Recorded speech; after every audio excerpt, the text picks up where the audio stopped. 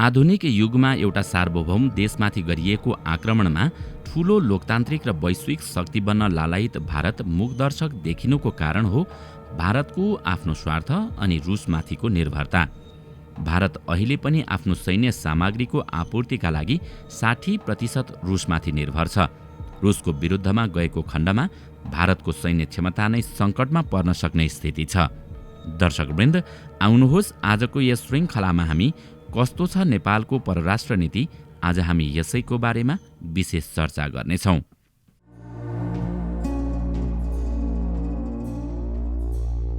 भारतले रुसबाट S-400 missile defence system खरिदको सम्झौता गरेको धेरै भएको छैन, त्यो कार्यान्वयनको चरणमा छ।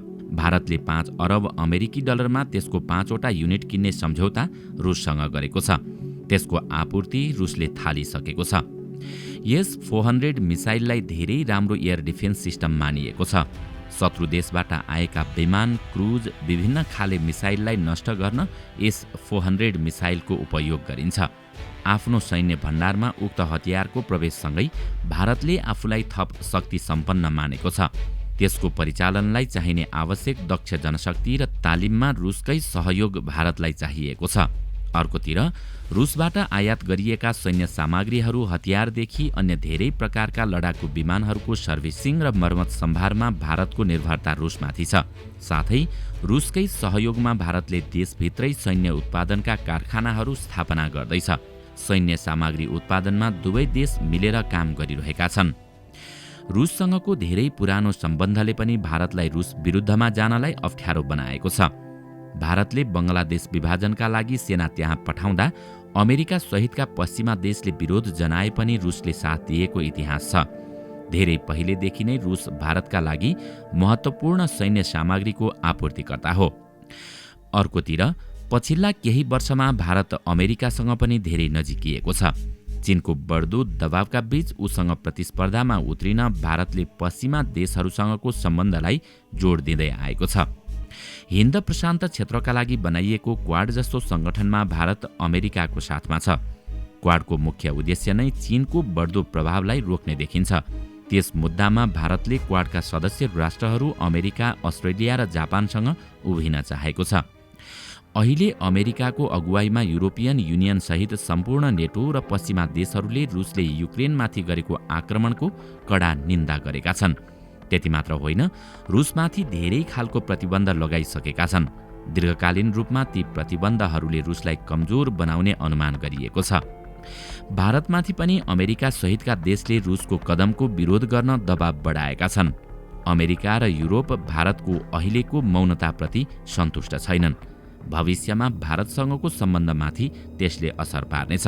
तर यता युक्रेनमाथि रुसले गरेको आक्रमणको विषयलाई लिएर नेपालका दुई ठूला शक्तिशाली छिमेकी देशहरू भारत तटस्थ र चीन विपक्षमा उभिएका बेला नेपाल भने युक्रेनको पक्षमा खुलेर उभिएको छ। हुन त भारतको आफ्नै स्वार्थ होला अनि चीनको आफ्नै स्वार्थ, तर नेपाल किन युक्रेनको पक्षमा खुलेर उभियो त? हो, यो सत्य हो कि कुनै पनि देशको सार्वभौम सत्ता र अखण्डता अर्को देशले मिच्न पाइँदैन, हनन गर्न पाइँदैन। यो मामिलामा नेपालले लिएको अडान एकदम सही छ। तर अनौठो कुरा त के हो भने उस्तै प्रकृतिका घटनामा नेपालले एउटै अडान अर्थात् एकै किसिमको परराष्ट्र नीति लिन सकेको छैन। मतलब नेपालले पछिल्लो दशकमा संयुक्त राष्ट्रसङ्घका विभिन्न फोरममा कूटनीतिक अस्थिरता प्रदर्शन गरेको छ। पछिल्लो समय नेपाल राष्ट्रसङ्घका फोरममा युक्रेनमाथि रुसी आक्रमणको विरुद्धमा खरो रूपमा उत्रिएको छ। रुसले युक्रेनमाथि सैन्य आक्रमण सुरु गरेकै दिन 2022 फेब्रुअरी 24मा नेपालले एक विज्ञप्ति जारी गर्दै युक्रेनको पक्षमा उभिएको हो। राष्ट्रसङ्घको सदस्यको नाताले नेपाल राष्ट्रसङ्घको बडापत्रमा उल्लेखित सार्वभौम सत्ता र क्षेत्रीय अखण्डताका सिद्धान्तहरूप्रति प्रतिबद्ध छ र सबै सदस्य राष्ट्रहरूले यसलाई पूर्ण रूपमा सम्मान गर्नुपर्छ भन्ने धारणा राख्छ। परराष्ट्र मन्त्रालयले विज्ञप्तिमा भनेको छ, युक्रेनको दोनेत्स्क र लुहान्स्क क्षेत्रलाई स्वतन्त्र राज्यको रूपमा मान्यता दिनु संयुक्त राष्ट्रसङ्घको बडापत्रको प्रावधान विपरीत हो। रुसले युक्रेनमाथि आक्रमण गर्नुअघि युक्रेनको दोनेत्स्क र लुहान्स्क क्षेत्रलाई स्वतन्त्र राज्यको मान्यता दिएको थियो।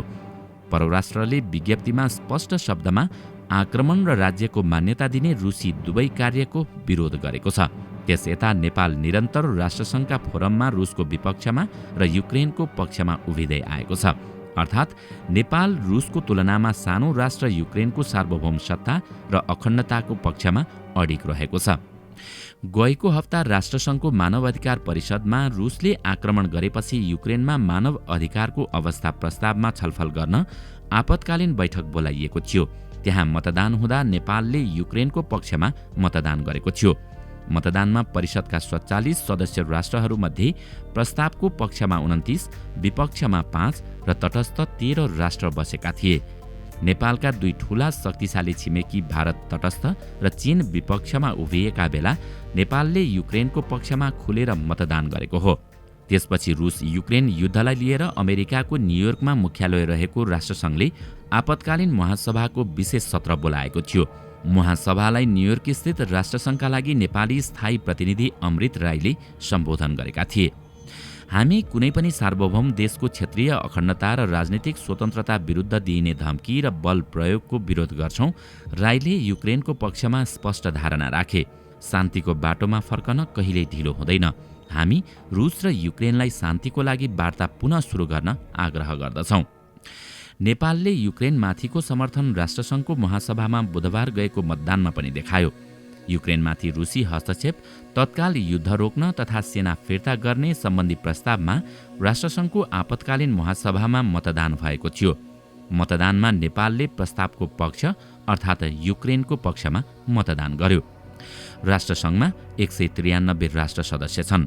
ती राष्ट्रमध्ये बुधबार भएको मतदानमा नेपाल सहित 141 राष्ट्रले प्रस्तावको पक्षमा र 5 राष्ट्रले विपक्षमा मतदान गरेका थिए।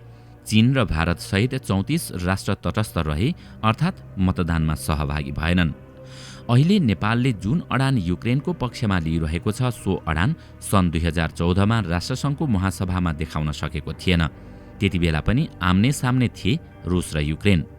सन् 2014मा रुसले युक्रेनी भूभाग क्रिमियालाई जनमत संग्रह गराई आफ्नो भूमिमा गाभेको थियो। त्यति बेला अमेरिकाले राष्ट्रसङ्घको महासभामा रुसले क्रिमिया गाभेकोमा निन्दा प्रस्ताव लगेको थियो। निन्दा प्रस्तावमाथि मतदान हुँदा नेपाल तटस्थ बसेको थियो। त्यति बेला नेपालले सानो सार्वभौम र स्वतन्त्र राष्ट्रमाथि ज्याजती हुँदा मौन बसेको थियो। त्यसो त त्यो घटना हुँदा नेपाल सरकार परिवर्तन भएको समय थियो। नयाँ सरकारले पर्याप्त छलफल गर्न नपाउँदा क्रिमियाको विषयमा नेपाल राष्ट्रसङ्घमा तटस्थ बसेको थियो।